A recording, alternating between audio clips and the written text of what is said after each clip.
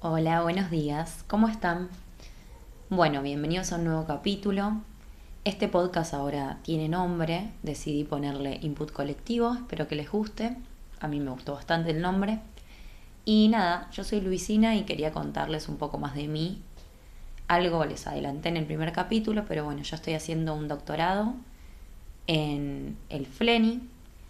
Estoy en Escobar, que vendría a ser zona norte, en provincia, en el Laboratorio de Investigación Aplicada a la Neurociencia, y también trabajo en Capital en el IBIME, que es otro instituto de investigación. Bien, además doy clases de bioquímica para gente que estudia nutrición en la UCES. Bien, lo primero que les quería contar es acerca de una convocatoria que hubo esta semana en la que participaron varios institutos y esta convocatoria fue para luchar por la ciencia. Bien, como saben, o bueno, si no lo saben, les comento, estamos sufriendo un periodo bastante complicado en el cual los salarios no aumentan. De hecho, estamos más o menos como en el año 2002 o en el periodo militar, así que la situación es bastante grave. En cuanto a salarios, en cuanto a ingresos a carrera de investigador, la carrera de ingreso a investigador tiene varias partes. Nosotros primero ingresamos al doctorado a través de una beca desde CONICET, que es la institución pública que financia los doctorados y las investigaciones, y después se va haciendo más cuello de botella. Una vez que terminamos el doctorado de 5 años, tenemos que, bueno, acceder a una beca postdoc, que para eso se requiere tener publicaciones sobre el trabajo que hicimos y bueno, otro tipo de cosas. También tenemos que realizar algunos cursos relacionados con nuestro doctorado y dar seminarios, charlas. Una vez que accedemos a la beca postdoc, esos son 2 o 3 años más, depende, y después podemos acceder a la carrera de investigador. Solo cuando estamos en la carrera de investigador es que estamos en blanco frente al fisco. ¿Qué quiere decir esto? Solo en ese momento tenemos aportes jubilatorios, tenemos vacaciones pagas, aguinaldo, todos básicamente los derechos básicos de un laburante. Solo en ese momento, que para ese momento ya somos más mayores, ¿sí? Porque si tenemos en cuenta los primeros 5 años más 2 años y que todo salga bien desde el postdoc hasta la carrera de investigador, se va haciendo bastante largo. Ahora lo que está pasando es bastante grave, que es que no se le está dando los ingresos a carrera a la gente que efectivamente entró a carrera, sí, que es un cuello de botella muy grande, pero no están pasando a la carrera, por lo tanto no están dados en blanco. Entonces, bueno, en esta convocatoria participaron varias de estas personas, también participó personal de apoyo de CONICET que está contratado. Y bueno, nada, se reunieron en el polo científico para pelear por todo esto. La temática estuvo muy buena porque era la temática, bueno, del Eternauta, esta serie tan famosa argentina bueno, serie que proviene de un cómic argentino. Y el lema es cientificidio, ¿sí? Cómo se está matando a la ciencia argentina, al progreso argentino, porque la ciencia es progreso. Así que bueno, los quería poner un poco en contexto de la situación en la que estamos, desde mi lado y desde muchos otros de mis compañeros y compañeras. Es bastante triste, pero bueno, por eso creo que es importante hablar un poco de la discusión de éticas, porque la ética es diferente a la moral. La moral es algo que es colectivo, ¿sí? Que determina qué es lo que está bien y qué es lo que está mal. La moral depende de la cultura, por eso las cosas que están bien y que están mal para una cultura, para otra son diferentes. Pero esta moral colectiva se construye a partir de poner sobre la mesa ciertas discusiones, a partir de hablar sobre la ética, y es necesario justamente pelear por lo que creemos que está bien y también por lo que creemos que está mal, que no vuelva a suceder, o las injusticias. Entonces me pareció sumamente importante esta convocatoria, me siento muy orgullosa de toda la gente que estuvo ahí y también me siento muy orgullosa de cómo llegamos hasta acá, ¿no? Porque nosotros ahora como becarios tenemos obra social, un plan que es plan becario, pero no importa, obra social al fin, que nos garantiza algunas necesidades básicas en cuanto a la salud. Y antes eso no existía, esto existe porque hubo unos becarios que se movilizaron para que esto ocurra. Entonces agradezco profundamente a ellos. Bien, ahora voy a hablar de algo relacionado, que quiero que quizás sea una sección, no lo sé, es acerca de descubrimientos de que salieron desde el sector público, pero luego fueron tomados por el privado y hoy en día son un gran mercado donde está Big Pharma ahí metido y sacan mucho dinero de eso. Y en este caso el descubrimiento que voy a hablar es el descubrimiento de la insulina. Primero, como que quiero darles una introducción muy breve acerca de lo que es la insulina. La insulina es una hormona de origen proteico que es secretada por el páncreas. Más específicamente, secretan unas células que se llaman células beta de los islotes pancreáticos. Y mediante esta secreción de insulina, las células van a poder ingresar glucosa. La glucosa es lo que obtenemos en los hidratos de carbono que obtenemos mediante los alimentos, que son una fuente de energía principal para las células de nuestro cuerpo y una fuente de energía sumamente importante para el cerebro, que depende casi exclusivamente de la glucosa. Entonces, las células, para poder ingresar esta glucosa y estos azúcares de los alimentos, necesita de la insulina. Muchas veces lo que sucede es que esta insulina, por algunas patologías que vamos a ver ahora, no es producida o bien las células no pueden responder correctamente a la presencia de esa insulina. Y en ese caso, la glucosa, en lugar de ingresar a las células, va a quedar dando vueltas en la sangre. Es lo que conocemos como los altos niveles de glucosa en sangre o la hiperglucemia.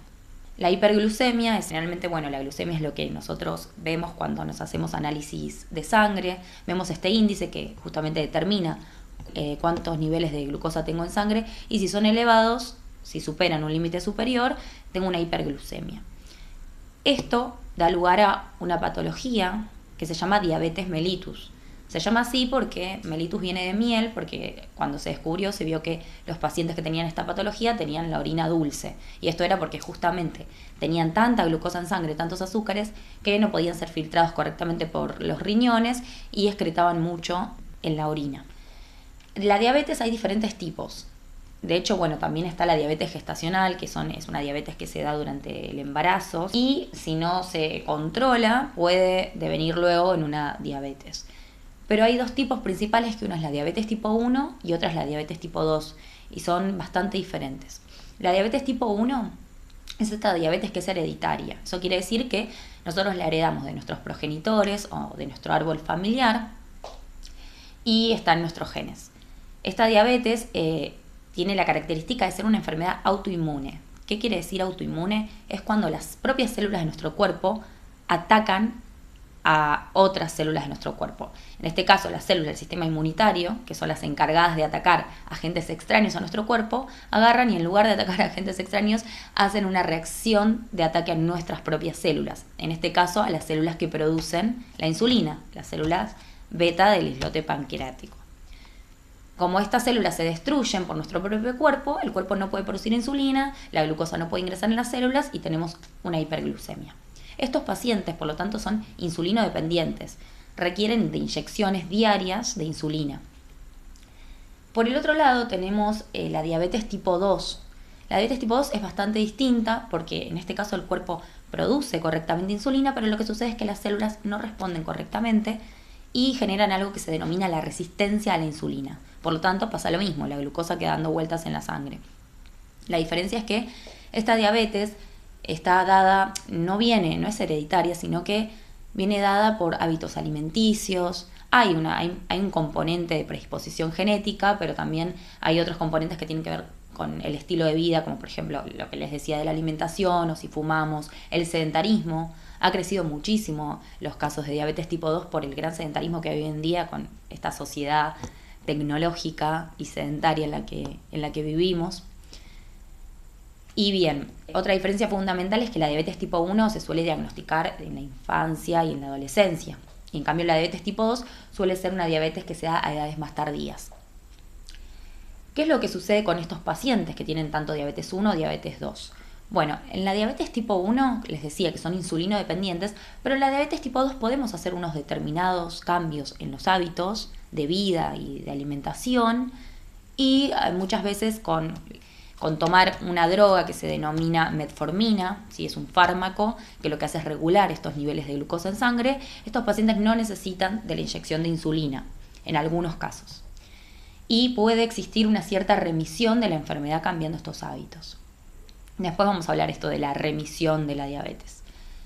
Bien, ¿quién descubrió la insulina? Entonces, como les venía diciendo hoy, vamos a hablar de descubrimientos de lo público. Bueno, en la Universidad de Toronto, 2 canadienses, Frederick Bentin y Charles Best, descubrieron a esta hormona a partir de su aislamiento de vaca y de cerdo.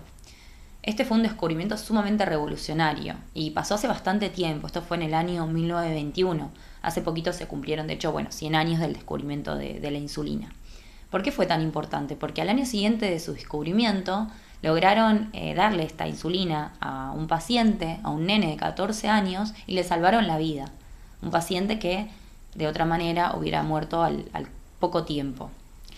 Luego de este descubrimiento pasó algo increíble, que fue que Bentin le dona el descubrimiento de la insulina a la Universidad de Toronto por tan solo $1. Porque él decía, cuando le fue a preguntar la prensa por qué había hecho esto, él decía que la insulina le pertenecía al mundo, no a él. Acá hablamos de un tipo muy visionario, un tipo con una ética muy profunda y un entendimiento de lo público como algo importante, ¿no? Como algo necesario. ¿Qué es lo que sucedió luego con esta insulina? Se empezó a modificar, porque como les dije, ellos la extraían de cerdo y de vaca, pero lo que hicieron después es tomar la fórmula de la insulina, que había sido donada, y la modificaron de manera que pueda ser extraída de humanos y generada en bacterias. Y se podía hacer una gran masificación en bacterias de esta insulina humanizada. Entonces, esta insulina, al estar modificada, ahí es donde empezaron a venir las patentes, las famosas patentes. Entonces, a partir de este descubrimiento de la insulina público, que fue merecedora de un premio Nobel, empezaron a venir las modificaciones patentadas. Y hoy en día, desde ese momento y hasta hoy en día, 3 grandes empresas controlan el 90% del mercado de la insulina. Una es Eli Lilly, y las más comunes son Novo Nordisk y Sanofi. Tengo una amiga en el laboratorio que tiene diabetes tipo 1, entonces le hice una serie de preguntas con respecto a esto.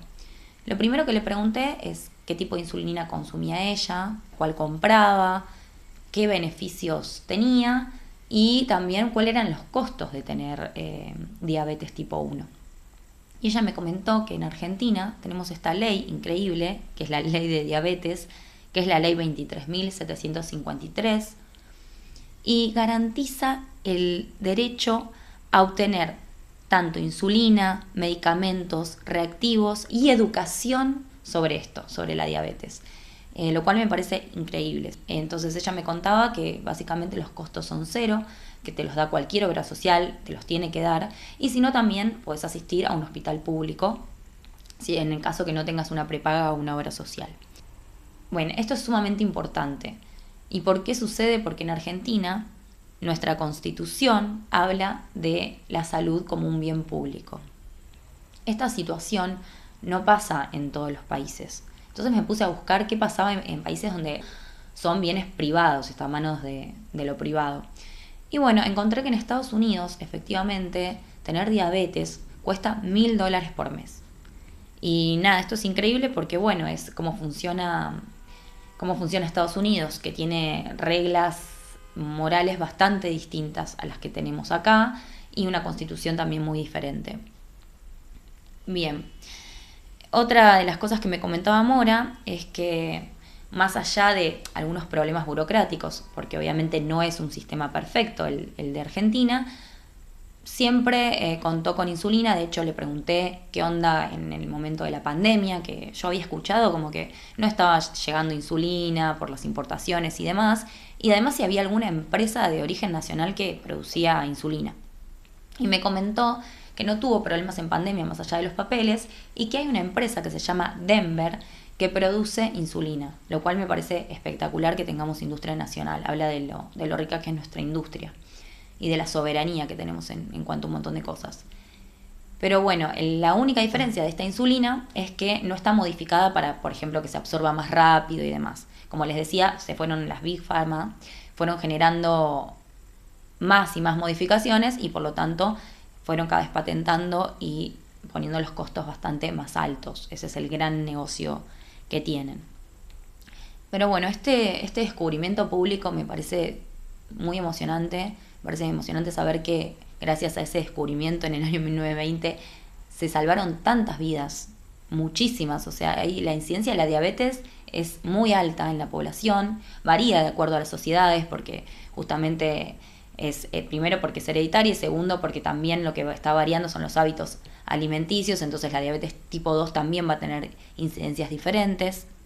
Y además, a partir de ahí se generaron un montón de otros conocimientos. Por ejemplo, nosotros tenemos el caso de Hussein, que es un científico argentino, fue un científico argentino, que ganó el premio Nobel, fue el primer premio Nobel de toda Latinoamérica en el año 1947, por descubrir el rol de la hipófisis en la regulación de los hidratos de carbono en sangre. Se sabía que el páncreas tenía un rol fundamental y después se supo también que la hipófisis también en esta regulación. Así que nada, van surgiendo cosas todo el tiempo y van surgiendo cosas principalmente de lo público. ¿Sí? Principalmente es lo público. Después la Big Pharma compra estos hallazgos o muchas veces les son dados gratis, como es el caso de la insulina, y hace ciertas modificaciones y ahí es donde se meten con este negocio y mercantilizan la salud. Bien, como bióloga me emociona muchísimo que la ciencia sea capaz de salvar vidas, pero bueno, como ciudadana me da un poco de tristeza este mecanismo perverso que se genera entre... porque estamos jugando con la vida de las personas, ¿sí? Hay un capítulo de Black Mirror, bueno, hay varios que son muy interesantes, la súper recomiendo, pero en la última temporada hay un capítulo en particular en el que juegan con que una persona sobreviva o deje de vivir. Y frente a eso, a través del cuerpo de esa persona, establecen venta de publicidad y van generando un mecanismo perverso en el que esa persona no se puede bajar de ese negocio porque si se baja pierde la vida. ¿Y quién no daría todo lo que tiene y más para que un ser vivo permanezca con vida y nada, y se encuentre saludable? Entonces es algo muy perverso lo que se genera. Hay que reflexionar acerca de este rol. Bien, el gran punto de inflexión fue generar este gen humano de insulina en bacterias, porque a partir de ahí empezaron a tener este dominio el ambiente privado. Hasta ese momento era solamente la Universidad de Toronto que tenía esta producción de insulina y era libre para todos. Bien, una última reflexión que quería traerles es: ¿quién se beneficia del conocimiento científico? Es como que me empecé a hacer esta pregunta, ¿no? Un conocimiento científico tan importante, y miles, que quiero traer más en algún otro capítulo, o quiero continuar con esta sección. ¿Y qué rol cumple el Estado en esto? Tenemos que abrir la discusión ética del rol del Estado en todo esto. Tenemos que poner sobre la mesa preguntas de cuán importante es que intervenga el Estado, cuán importante es que algo sea libre, que no dependa de algo tan mezquino como puede ser a veces el mercado en estas cuestiones. Y bien, este es un conocimiento que sale de lo público para reivindicar un poquito lo que les decía al principio. Es importante reivindicar que esto sale de acá. Hay muchos descubrimientos que salieron de acá de Argentina. Hoy les traje el caso de 2 canadienses, pero les voy a traer casos de Argentina que son increíbles. Así que bueno, estas cosas hay que ponerlas un poquito sobre la mesa y reivindicar el papel público de todo esto y cuál es el rol del Estado. O si es que tiene que tener un rol, podemos hablar también o no. Bien, otra cosa muy interesante que estuve leyendo estos días es que nosotros siempre consideramos a la diabetes como una enfermedad crónica. De hecho, médicamente es considerada enfermedad crónica. Pero bueno, un poquito lo de que les hablé es acerca de la remisión de esta enfermedad que se puede dar en los pacientes que tienen diabetes de tipo 2, que pueden cambiar ciertos hábitos alimenticios y de esta manera se produce una remisión de la enfermedad. Bueno, en la diabetes tipo 1 ha habido casos de remisión de la enfermedad porque el año pasado leí un artículo sobre trasplante de células beta funcionales desde un donante hasta un aceptor. Entonces podían empezar a producir correctamente insulina, lo cual me pareció algo increíble, ¿no? Pensar en una enfermedad que siempre fue considerada crónica como algo que en realidad no es irreversible, que se puede revertir con los avances científicos, me parece algo muy copado. De hecho, ahora lo que están tratando de hacer es generar insulina a partir de células IPS, que son células pluripotentes, o sea, células que tienen capacidad de diferenciar a varios tejidos, inducidas para que generen, se diferencien en células beta de páncreas y generen insulina. Espectacular todo, la verdad. Aplausos para toda esa gente que contribuye con descubrimientos tan importantes. Bueno, creo que hasta acá han entendido en que valoro profundamente la salud pública que tenemos y pienso que hay que luchar por eso. Y nada, les agradezco muchísimo por haber escuchado y haberse tomado un tiempo para entender el descubrimiento de la insulina y sus consecuencias. Y nada, nos vemos la próxima. Adiós.